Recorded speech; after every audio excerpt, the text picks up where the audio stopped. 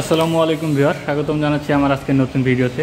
আজকের এই ভিডিওতে আমি আপনাদের সাথে শেয়ার করতে চলেছি যে কিভাবে একটি সাব স্টেশনের পূর্ণাঙ্গ ওয়্যারিং কমপ্লিট করা হয়। তো আপনাদেরকে আমি শুরু থেকে দেখাই। ওই যে দেখতে পাচ্ছেন কণায়, ওটা হচ্ছে মিটার, ওই হচ্ছে এসটি পোল। ওই এসটি পোল থেকে এই যে দেখুন, খেয়াল করলে ড্রেন যদি খেয়াল করেন, এই পাশ থেকে এসটি লাইন এই পাশ দিয়ে এসে আমাদের সাব স্টেশন রুমে প্রবেশ করেছে এবং সাব স্টেশন রুমে এসেছে এই পর্যন্ত। এইখান থেকে এসে ট্রান্সফরমারের এসটি বুশিংয়ে সংযুক্ত হয়েছে এবং এসটি বুশিং থেকে এলটি বুশিং হয়ে এই যে দেখুন, এই যে এলটি বুশিং, এই এলটি বুশিংয়ের মাধ্যমে কোথায় এসেছে আমাদের এলটিসিটি মিটারে। ওকে, আমি এখন এলটিসিটি মিটারের ভিতরের ইয়াটা দেখাবো, স্ট্রাকচারটা। ওকে, আপনারা দেখুন ভিতরের স্ট্রাকচারটা। এটা হচ্ছে এলটিসিটি মিটারটা, যেখানে আমরা কিলোওয়াট আওয়ার এবং পাওয়ার এনার্জি রিডিংটা পাবো, যে রিডিংগুলো পাবো। এবং এটা হচ্ছে সেই স্ট্রাকচার গঠনটা, কানেকশনটা কিভাবে করছে যদি আপনারা খেয়াল করেন।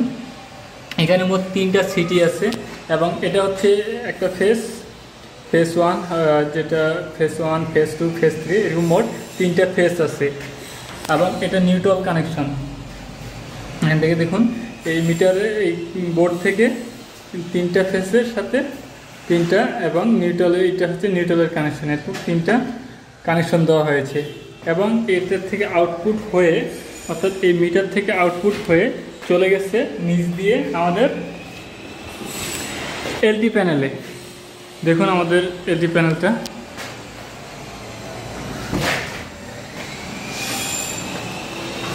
এটা হচ্ছে আমাদের এলটি প্যানেল। এলটি প্যানেলের নিচ থেকে, অর্থাৎ এলটিসিটি মিটার হয়ে আমাদের চলে আসলো আমাদের এই এমসিসিবিতে। এই এমসিসিবিতে 3টা ফেজ ঢুকছে এবং নিউট্রাল সংযুক্ত হয়েছে নিউট্রাল বাসবারে। এবং এটি হচ্ছে আর্থিং বাসবার, যেখানে আর্থিং সংযুক্ত দেওয়া হয়। এখানে এটা হচ্ছে পিএফআই এর জন্য, পাশে আমাদের পিএফআই প্যানেল বক্স আছে, এইটু পিএফআই কন্ট্রোলিংয়ের জন্য এটা। আর এটি যে কোনো একটি মোটর কন্ট্রোলিংয়ের জন্য অথবা যে কোনো অন্য একটি সেপারেট স্পেয়ার এমসিবি হিসেবে রাখে দিয়ে যাচ্ছে, এটি ইউজ হবে। এবং এখানে আউটপুটের জন্য বাসবার ব্যবহার করা হয়েছে। এই বাসবারগুলো থেকে আমরা আউটপুট হিসেবে বিভিন্ন লোডে সাপ্লাই দিব এবং এখান থেকে বিভিন্ন লোডে সাপ্লাইগুলো আমরা সরবরাহ দিব। এবং এখানে এই যে এম মিটার এবং ভোল্ট মিটারের জন্য আমাদেরকে 3টা এসপি ইউজ করা হয়েছে, সিঙ্গেল পোল সার্কিট ব্রেকার। এই সার্কিট ব্রেকারগুলোর মাধ্যমে আমাদের এই যে এম মিটার এবং ভোল্ট মিটার সিলেক্টর সুইচের যে পাওয়ারগুলো আসতেছে ওগুলো কন্ট্রোল করা হয়। এবং এখানে দেখুন এম মিটার সাথে 3টি ইন্ডিকেটর ল্যাম্প এবং একটা ভোল্ট মিটার, একটা এম মিটার। এটা এম মিটারের সিলেক্টর সুইচ, এটা ভোল্ট মিটারের সিলেক্টর সুইচ, যেটার মাধ্যমে বিভিন্ন ফেজের আমরা ভোল্টেজ রেটিংগুলো দেখতে পারবো। এবং দেখুন এই পিএফআই প্যানেল সংযুক্ত হয়েছে এই এমসিসিবির সাথে এবং এটা নিচ দিয়ে এই ড্রেন হয়ে এমসিসিবি প্যানেলে গেছে। ওকে, নিচ থেকে দেখুন যদি খেয়াল করেন, এই যে আমাদের পিএফআই প্যানেল, যেটিতে সার্কিট ব্রেকার ইউজ না করে যেটিতে ব্যবহার করা হয়েছে ফিউজ। এবং এই 3টি বাসবার আছে এখানে, একটা হচ্ছে এক ফেজ, এটা হচ্ছে আরেকটা ফেজ এবং এখানে নিচে আরেকটা ফেজ। 3টা ফেজের জন্য 3টা বাসবার ইউজ করা হয়েছে। এবং আমরা জানি যে ক্যাপাসিটরগুলোতে যেহেতু 3 ফেজ ক্যাপাসিটর, সেহেতু প্রত্যেকটা ফেজের জন্য একটি করে পয়েন্ট আছে।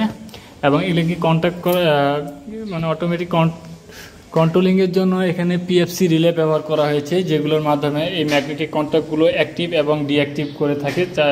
পিএফআইয়ের মান যদি কমে যায় তাহলে এই আমাদের পিএফসি যে রিলে আছে সেটি সিগন্যাল দেয়, সেটা সিগন্যাল গ্রহণ করে যে আমাদের পিএফসি রিলের মান যদি কম থাকে তাহলে সেটি ম্যাগনেটিক কন্ট্যাক্টরকে অ্যাক্টিভ করে এবং পাওয়ার ফ্যাক্টরকে সামঞ্জস্যতা রাখার জন্য প্রয়োজনীয় কার্যকলাপ করে থাকে। এবং এখানে যে ইন্ডিকেটরগুলো ব্যবহার করা হচ্ছে, এই ইন্ডিকেটরগুলো দ্বারা কখন কত নাম্বার ক্যাপাসিটরটি ধরতেছে সেটি আমরা বুঝতে পারি। এবং এর পাশে একটি অটো ম্যানুয়াল সিলেক্টর সুইচ আছে, যেটির মাধ্যমে আমরা এই পিএফআইটিকে অটো এবং ম্যানুয়ালি সিলেক্ট করতে পারি। তো এই পিএফআই ব্যবহার করা হয়েছে ফিউজ, যেটি সুরক্ষার জন্য যদি ওভার কারেন্ট প্রবাহ হয় কোনো কারণে, তাহলে আমাদের ফিউজগুলো পুড়ে যাবে এবং আমাদের ক্যাপাসিটরগুলোকে সেভ করবে।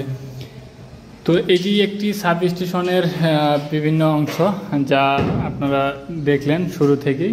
আমি আবার একটু দূর থেকে রিভিউ করে দিচ্ছি কি কি পার্ট থাকে। প্রথমত ট্রান্সফরমারে এইচটি বুশিংয়ে আসে, এইচটি পোল থেকে এসে এই ট্রান্সফরমার এইচটি বুশিংয়ে প্রবেশ করবে এবং এইচটি বুশিং থেকে হয়ে ট্রান্সফরমারের ভিতরে তার কার্যক্রম পরিচালনা করে এই এলটি বুশিংয়ের মাধ্যমে চলে যাবে এলটিসিটি মিটারে। এলটিসিটি মিটার থেকে চলে যাবে আমাদের এলটি প্যানেলের থেকে সংযুক্ত হবে একটি আমাদের পিএফআই প্যানেল, যাতে আমাদের পাওয়ার ফ্যাক্টরের মান ঠিকঠাক থাকে। আর আমরা ট্রান্সফরমার সম্পর্কে সবাই কম বেশি জানি, ইতিপূর্বে আমার ট্রান্সফরমার সম্পর্কে বেশ কিছু ভিডিও আপলোড করা আছে। তো প্রিয় দর্শক, আমার ভিডিওটি যদি ভালো লেগে থাকে তাহলে অবশ্যই আমার চ্যানেলটি সাবস্ক্রাইব করবেন এবং বেল আইকন প্রেস করে পাশেই থাকবেন। ধন্যবাদ সকলকে।